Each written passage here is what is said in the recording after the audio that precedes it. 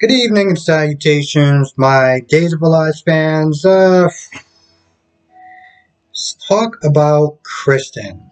So Kristen comes up in there and she's all like, "Who's gonna make my damn coffee?" Because I need it like 5 minutes ago, pretty much. And there's a lot of back and forth between Brady and Chloe and everything like that. Chloe, I'm like, you need to stay in your lane. Okay? This chick whooped your ass with one hand, okay? And somehow she has it in her tiny little mind that she wants to sit there and try her. Didn't on top of that, didn't Kristen put that chick in the trunk or something like that? I'm like, she's not the one you want to sit there and really mess with.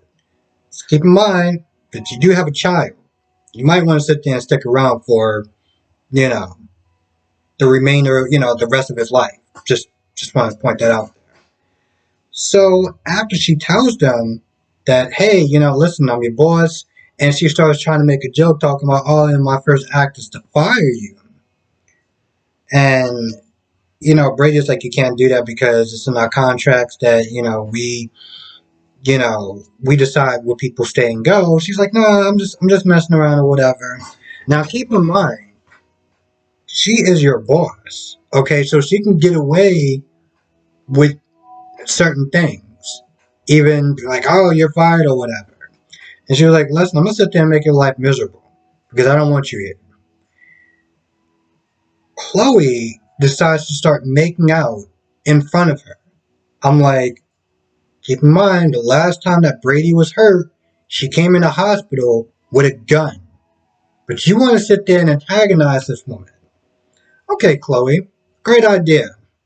Because, you know, going toe to toe with Kristen before was a great idea. Like, I don't understand the level of stupidity in his character. So she starts making out with Brady, and granted, I'm not sitting there giving Kristen any slack because I'm like, y'all both acting extremely petty. But let's just keep in mind that one is in a higher position than the other.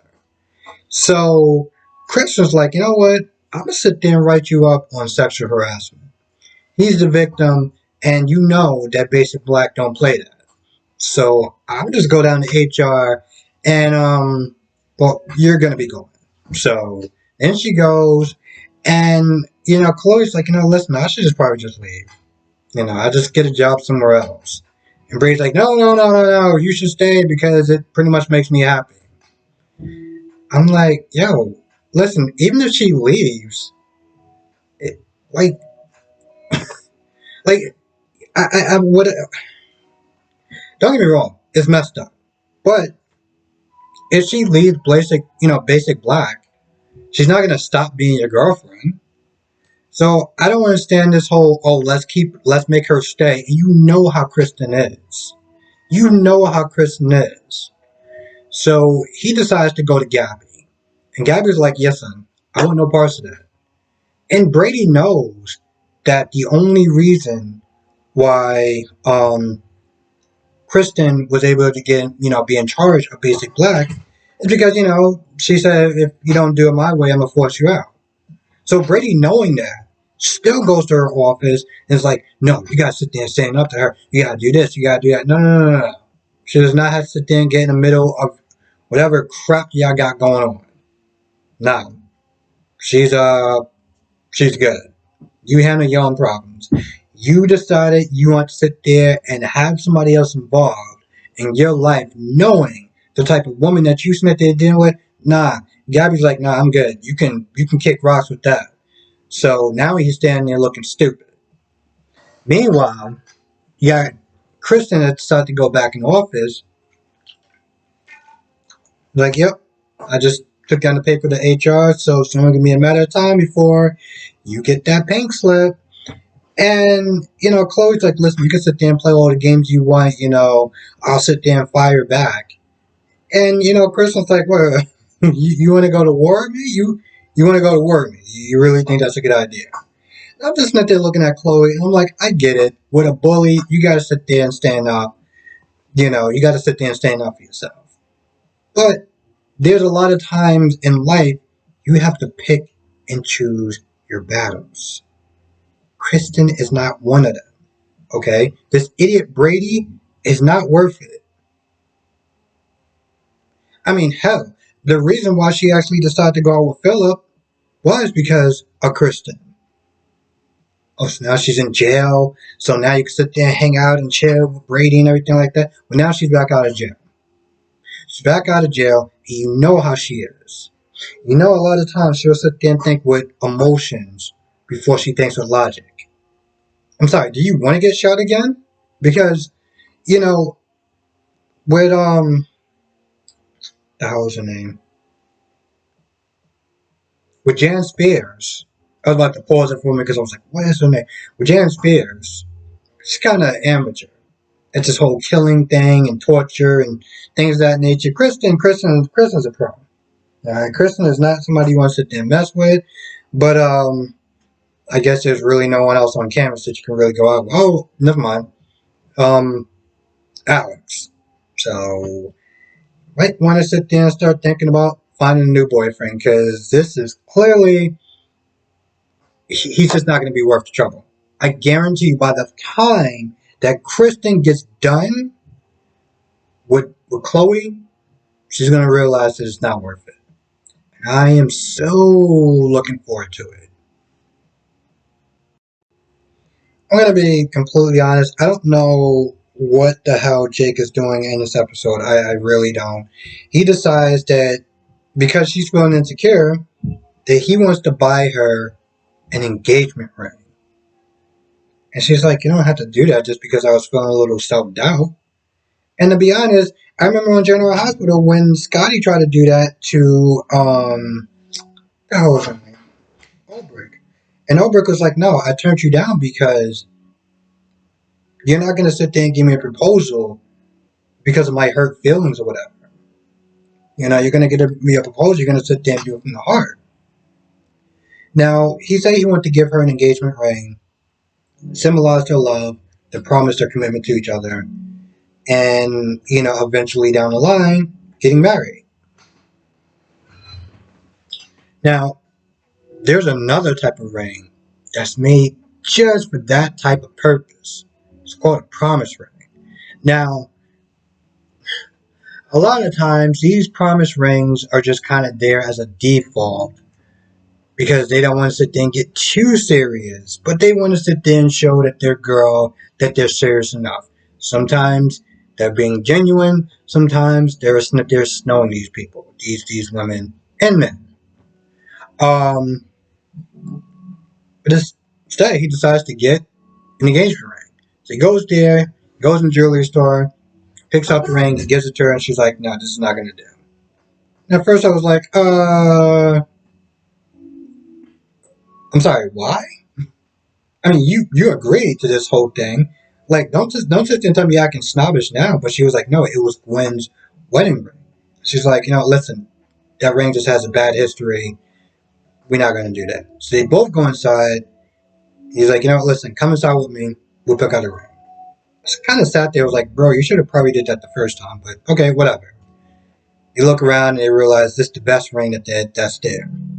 Now, that could just be the best ring that's there. Or it could be the fact that all the other rings just look like absolute hot garbage, or they're way too expensive. So they decide to, settle on that ring. Now, the same robber that was after Nicole, Eric was able to sit there and talk him down. So he decides to push her to the ground and run off. Now, you would sit there and think that, there could be a chance that he'll call the cops. Now, Eric did sit there and say, I promise I'm not going to call the cops or whatever. But my point is, if you just committed one robbery or one attempted robbery and that failed, usually people tend to kind of just lay low. Okay? This guy, for some odd reason, was just like, nope, I got to sit there and get something. I mean, sometimes you win some, sometimes you lose some. you lost something, lie low, and yeah, I'm not encouraging stealing, but I just don't understand how you decide to try to pull two robberies in one day. And that's literally what he does. He runs up on Jake and Ava, and it's like, yeah, I want the wedding ring. And Ava's like, all right, fine, whatever, you can have it. Again, I don't understand what Jake is doing at this point. Jake is like, no, no, you're not gonna sit there and give up that ring. Do you know who you're messing with? And walks up to him with a gun. I literally sat there. I was like, is this idiot serious?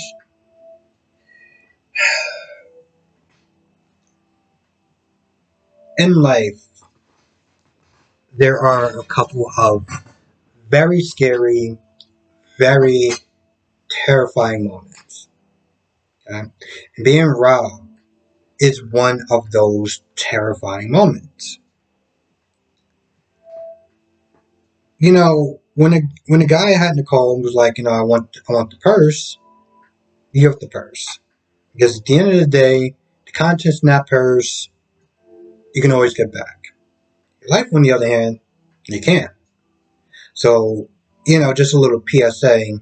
If somebody comes up to you and tries to rob you, just, you know, give it to them and live to fight another day. And that's the same thing which Jake should have done. Jake should have been like, here you go. Because he walks up to this guy and the gun goes off. Now, Jake stops and it's either one or two scenarios. Jake got shot or Ava got shot. Jake got shot, he's an idiot. Because here's the thing, even if Jake didn't get shot and Ava got shot, it's because Jake decided that, I don't know if there's a sense of pride or whatever. But when something like that happens, it's just better to just give up whatever it is and do the right thing. Now, I do sit there and say being an idiot loosely because I'm like, why would you just walk up to this guy knowing that he has a gun? I mean, you're not Superman. You don't have a bulletproof vest. Why would you walk straight up to the person who is holding a gun on you? That literally makes no sense.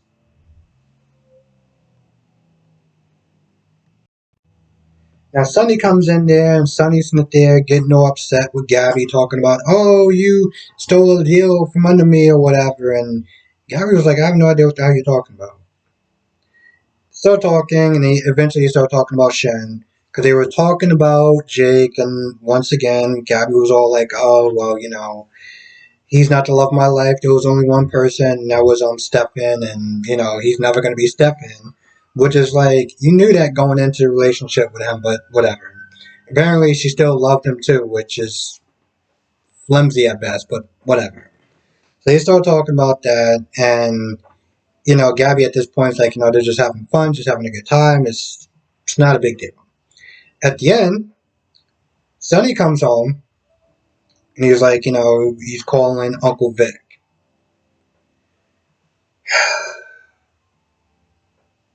So did Robert just use all the baby oil within the whole town? Because I'm just like, bro, there's no way it's that hot. And unless you just literally ran out the shower and your pants should still be wet, there's no reason why he should be that oily. I literally sat there and I was like, bro, are you kidding me? I mean, the thing is, the guy is already a muscular guy. He's already, works out and everything like that. So there was really no need for all that baby oil. Okay? I felt like they might have probably used all their budget, or at least half of their budget, on all that damn baby oil. I remember seeing the previews and I was just like, oh, you gotta be kidding me. I mean, listen, it's a soap opera, it's a woman's fantasy, you know, and men's fantasy. So I get it. But it just looks extremely stupid. Because there's one thing, if he just accidentally walked into Alex's room and he didn't have a shirt on. Okay, fine, cool, I can give that. But bro, you literally are half-ass naked in the middle of the living room, where anyone and everyone could just be walking in at any point in time. Really? Hmm.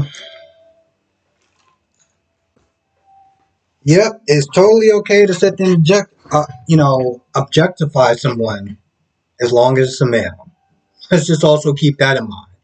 Sexualizing a woman on TV is an absolute no-no. But sexualizing men on TV, well, that's totally fine. Yeah, that's cool. No big deal. Yep, just sticking to the double standards. That is pretty amazing. So after the robber, you know, ran away, listen, I give Eric a lot of props to be able to sit there and talk this guy down. So after that happens, Nicole's on the ground, she's crying, and Eric goes over there to hug her. This doesn't even seem within Rafe's character. Now, I could be wrong. I've been watching the show not as long as other people. But he walks over there and he's like, "Get your hands off my wife." What? Bro, do you not see the situation? Do you not see the fact that she's crying? Do you think that Eric is the type of person that's just like, he's going to be putting hands on her and hitting her and stuff like that? That made no sense whatsoever. Okay? This is one of those things where it's like, even an average person could sit there and look at that and be like, I mean, he's comforting her. She's upset. She's on the ground crying. My whole thing is like, shouldn't you be more worried about why Nicole's on the ground crying other than what, flexing your little man ego? Like, really? No sense. Just made no sense. But I guess plot really matters over pretty much anything else. Like in every damn show and every form of media, because why try to work at something as far as writing? We could just be lazy and just get straight to the plot. Everything else be damned. So afterwards, Nicole's like, no, I got robbed. And eventually, Rafe apologizes, and Nicole, she can't really move around or whatever. And he wants to call the ambulance. She's all like, no. He wants to take her to the hospital, but Nicole's like, no, you gotta sit there and find the person. You gotta find this person before this person does it to somebody else. So he looks at Eric. He's like, all right, fine. I'm like, bro, I get it, that's your girl and everything like that. That's your wife, but you're also a cop. I mean, shouldn't that kind of be like, you're right. I should sit there and do this. Not standing there having a staring contest with Eric.